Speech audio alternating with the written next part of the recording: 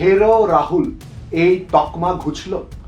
না না না না না না, রাহুল সিনহা না থাকতো ধর্ণা মঞ্চেই পার্টি শেষ হয়ে যেত। বিজেপির জন্য রাজনীতি করি না। সিপিএম ভারতের পার্টি নয়, সিপিএম বিদেশি। হিম্মত আছে, কলিজায় জোর আছে কমিউনিস্ট।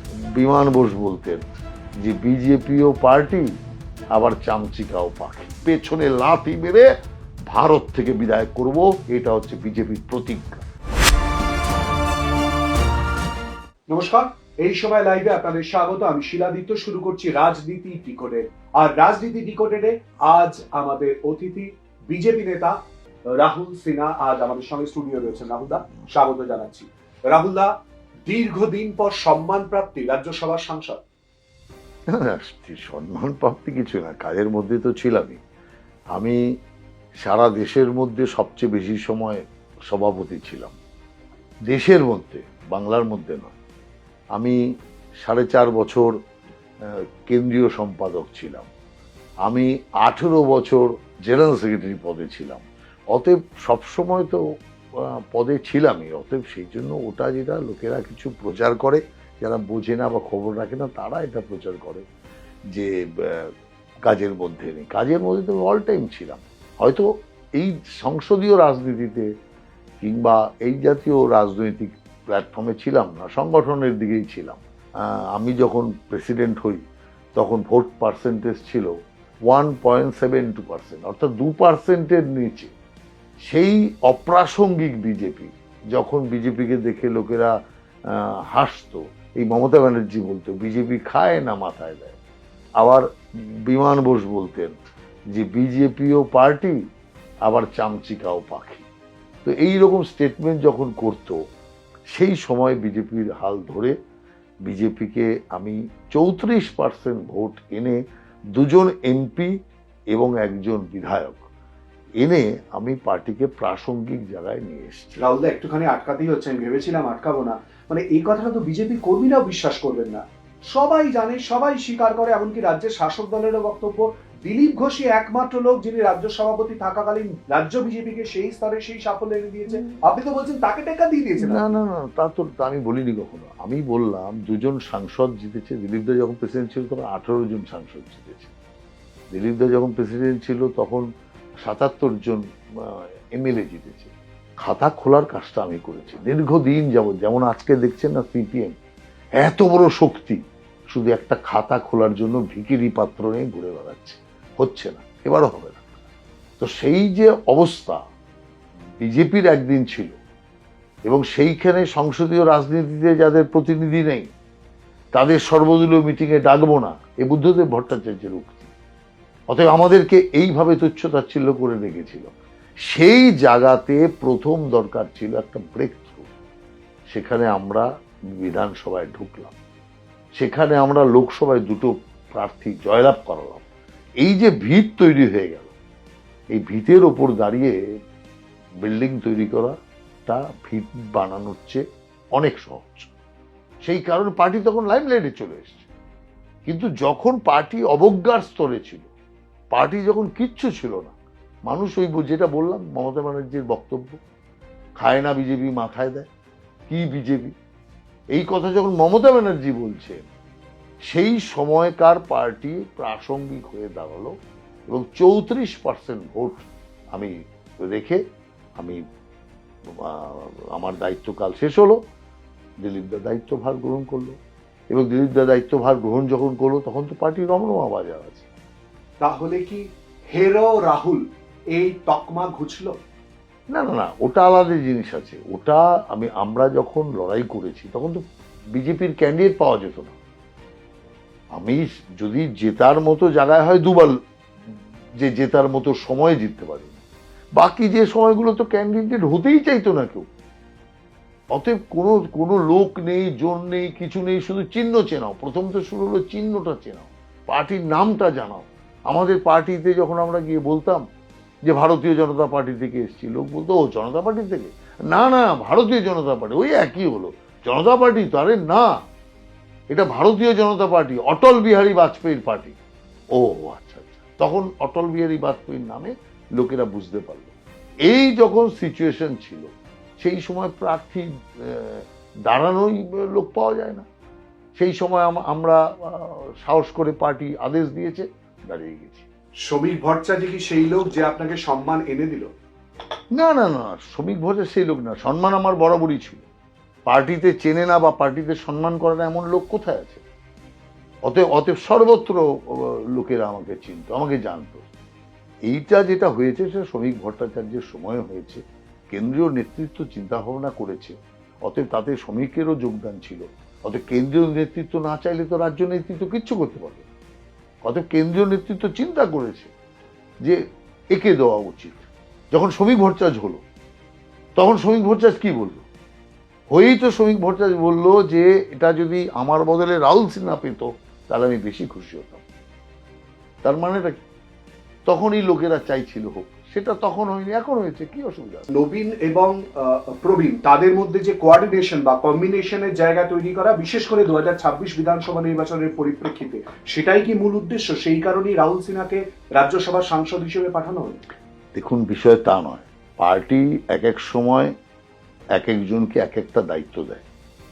তো আমাকে এখান থেকে প্রেসিডেন্ট থেকে ন্যাশনাল সেক্রেটারি করলো, 4.5 বছর ন্যাশনাল সেক্রেটারি ছিলাম।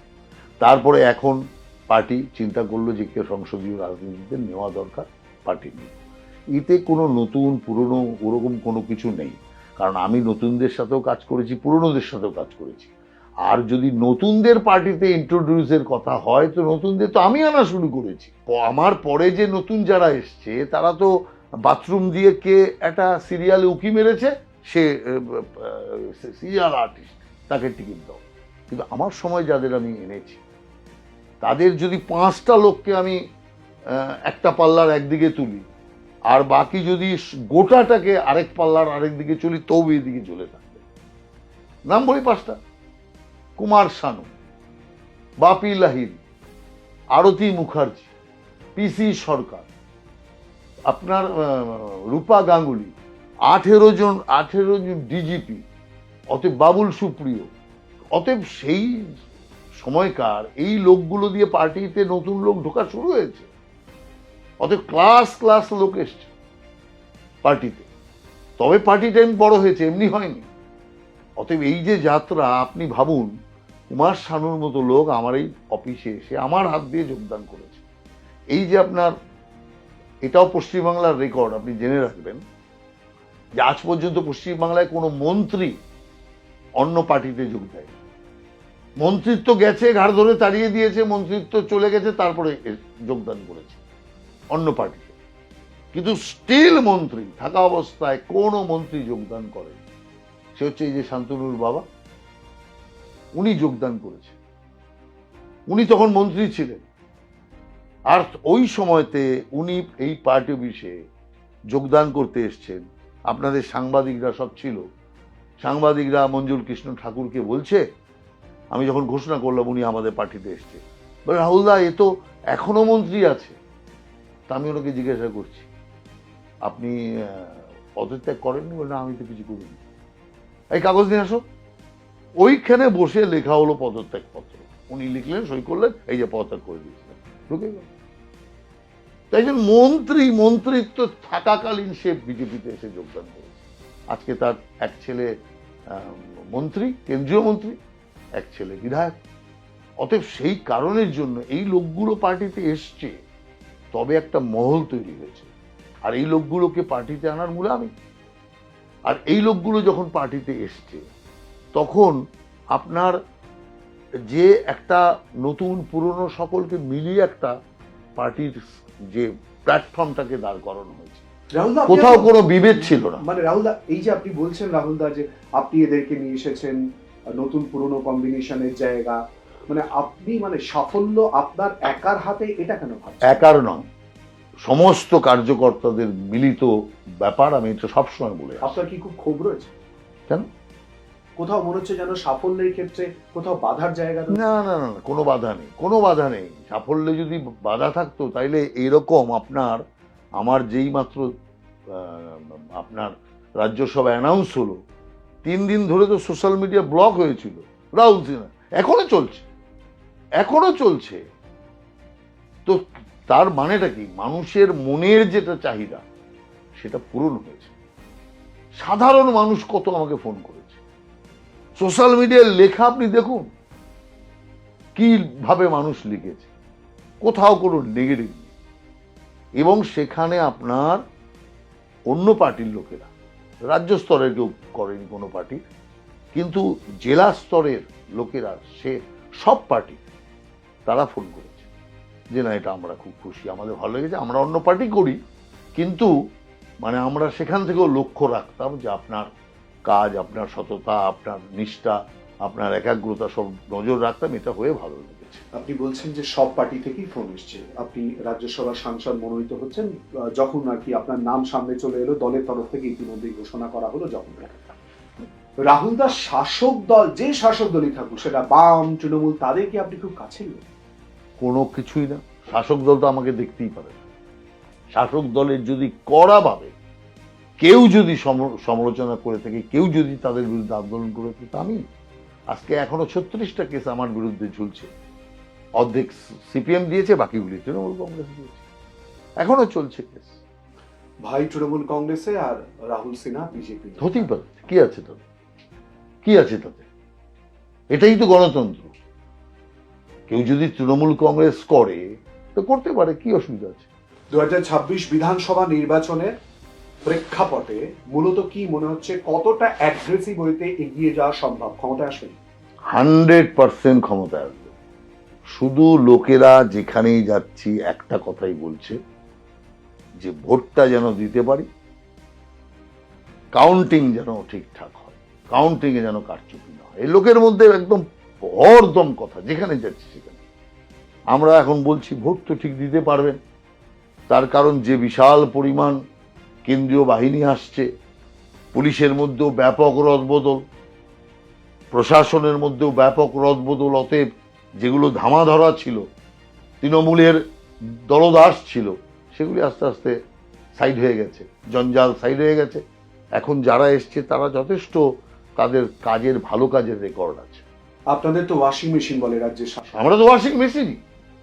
শাসক দল ঠিক বলছে, এই দেখুন আমরা বলে শাসক দলের শুধু বিরোধিতা করি, বিরোধিতা করি না, সমর্থনও করি, এই তো বলছে ওয়াশিং মেশিন। হ্যাঁ ওয়াশিং মেশিন তো। বিজেপিতে যে কটা প্রোডাক্ট অন্য জায়গা থেকে এসছে, সেই নোংরা প্রোডাক্ট এখানে ওয়াশ হয়ে এমন প্রোডাক্ট তৈরি হয়েছে যে প্রোডাক্টে লোকেরা সন্তুষ্ট, লোকেরা দেখছে আর কোনো গন্ডগোল নেই। চোর এসছে এখান থেকে, সাধু হয়ে গেছে, চোরের বিরুদ্ধে আর কোন রকম চুরির কেলেঙ্কারি নেই। ঘটনা এটা একদম সত্য। হয় রাহুল দা, মানে হয় এই কারণে তৃণমূল কংগ্রেসের অভিযোগ, বক্তব্য যে পরপর দুর্নীতির অভিযোগ, তারা যেই বিজেপিতে যোগদান করছে আর সেই নিয়ে কোনো তদন্ত করছে না, আর কোনো তাদের বিরুদ্ধে চুরির অভিযোগও নেই। তৃণমূলে থাকতে 10টা চুরির অভিযোগ, আর যেই বিজেপিতে এলো একটা চুরির অভিযোগ নেই, চুরির অ্যাটেমের অভিযোগ নেই। কি করে হলো? একটা প্রবাদ আছে, সৎসঙ্গে স্বর্গবাস, অসৎ সঙ্গে সর্বনাশ। বিজেপি ধর্ম নিয়ে রাজনীতি করে না? বিজেপি ধর্ম নিয়ে রাজনীতি করে না। বিজেপি যদি ধর্ম নিয়ে রাজনীতি করতো তো সব রোজার ময়দানে বিজেপি চলে যেত। আমি হিন্দু, আমি তো রামনবমীর মিছিল করবই, রামনবমীর মিছিলে যাবই। আমরা মনে করি কোনো মুসলমান আমার দুর্গা পূজাতে সে শরিক হতে পারে, দুর্গা পূজাতে প্রসাদ গ্রহণ করতে পারে, কিন্তু অঞ্জলি দিতে পারে না। আমি কোনো মুসলমানের ধর্মীয় অনুষ্ঠানে শরিক হতে পারি, কিন্তু রোজা রাখতে পারি না, নামাজ পড়তে পারি না। আমরা ধর্ম নিয়ে রাজনীতি করি না। আমরা বলি, বিবেকানন্দ বলেছিলেন, গর্ব ভরে বলো আমি হিন্দু, আমি হিন্দু বলি। মুসলমান গর্ব ভরে বলুক না আমি মুসলমান, আমাদের কোনো আপত্তি নেই। সাচ্চা মুসলমান যে সে মুসলমান বলবে, সে তার ধর্ম পালন করবে, রোজা রাখবে, সবকিছু করবে। বিজেপির এতগুলো স্টেটের সরকার চলছে, একটা স্টেট থেকে আপনি খবর দিতে পারবেন রাজনীতি ছেড়ে দেব যে মুসলমানের নমাজ পড়া বন্ধ করে দিয়েছে, মসজিদে তালা ঝুলিয়ে দিয়েছে, মুসলমান বলে ওই দেশ থেকে বা ওই রাজ্য থেকে ঘাড় ধরে বের করে দিয়েছে? কোথাও কোথাও। আমরা ভারতীয় মুসলমানদের পক্ষে।